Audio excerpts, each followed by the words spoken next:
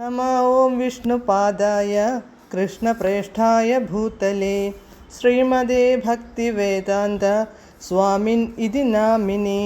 नमस्ते सारस्वते देवे गौरवाणी प्रचारिणे निर्विशेषशून्यवादी पाश्चात्यदेशतारिणे।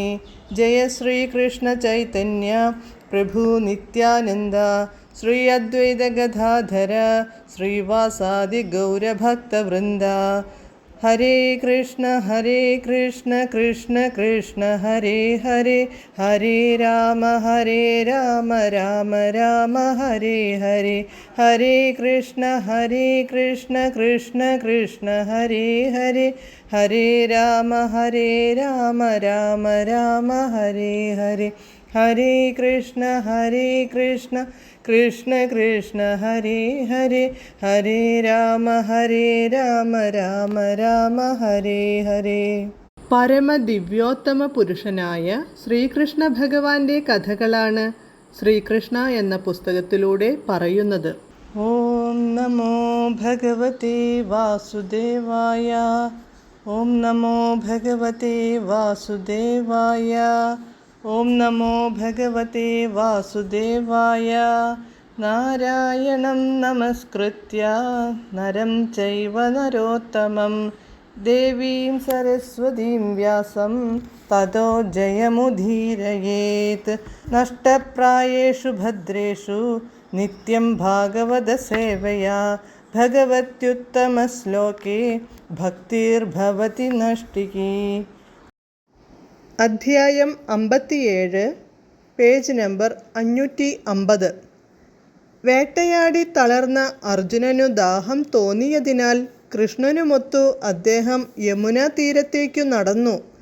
യമുനാ തീരത്തെത്തി കൈകാലും മുഖവും കഴുകി യമുനയിലെ തെളിനീർ കുടിച്ചു വിശ്രമിക്കുമ്പോൾ വിവാഹപ്രായമെത്തിയ ഒരു പെൺകുട്ടി യമുനാ തീരത്തുകൂടി നടക്കുന്നതു അവരുടെ ദൃഷ്ടിയിൽപ്പെട്ടു. ആ പെൺകുട്ടി ആരാണെന്നന്വേഷിച്ചു വരാൻ കൃഷ്ണൻ അർജുനനോട് പറഞ്ഞു. കൃഷ്ണൻ്റെ ആജ്ഞയനുസരിച്ചു അർജുനൻ സുന്ദരിയായ ആ പെൺകുട്ടിയുടെ അടുത്തെത്തി.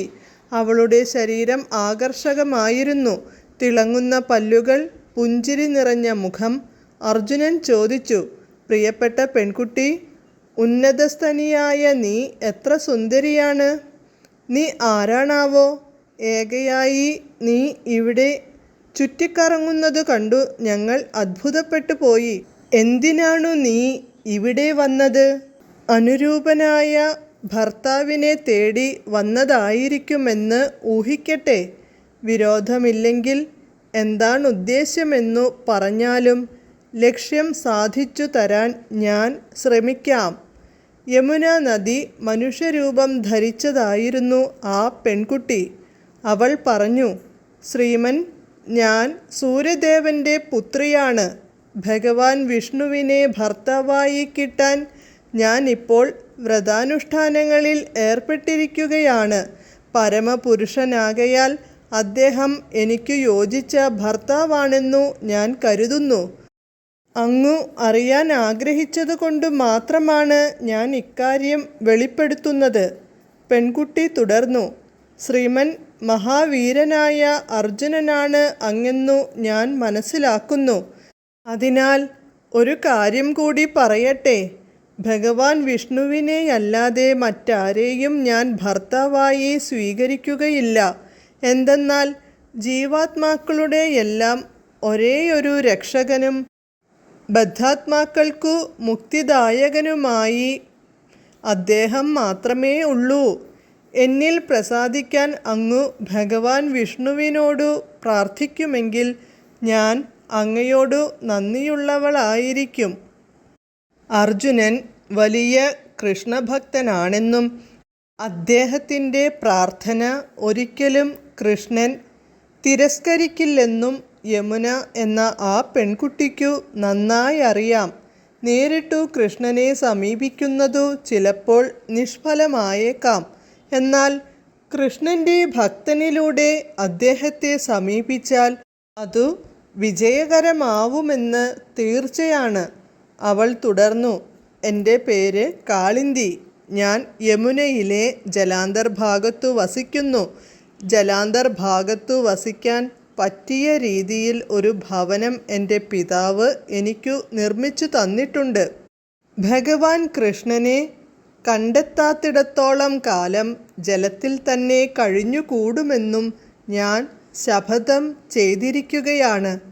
എല്ലാവരുടെയും ഹൃദയത്തിൽ കുടികൊള്ളുന്ന പരമാത്മാവാകയാൽ കൃഷ്ണൻ സർവവും അറിയുന്നവനാണെങ്കിലും കാളിന്ദിയുടെ സന്ദേശം അർജുനൻ കൃഷ്ണനെ അറിയിച്ചു. കൂടുതലൊന്നും ആലോചിക്കാതെ തന്നെ കൃഷ്ണൻ കാളിന്ദിയെ സ്വീകരിച്ചു. അവളോട് തേരിൽ കയറി ഇരിക്കാൻ പറഞ്ഞു. എന്നിട്ട് അവർ യുധിഷ്ഠിരൻ്റെ സമീപത്തേക്ക് പോയി. ഹരേ കൃഷ്ണ.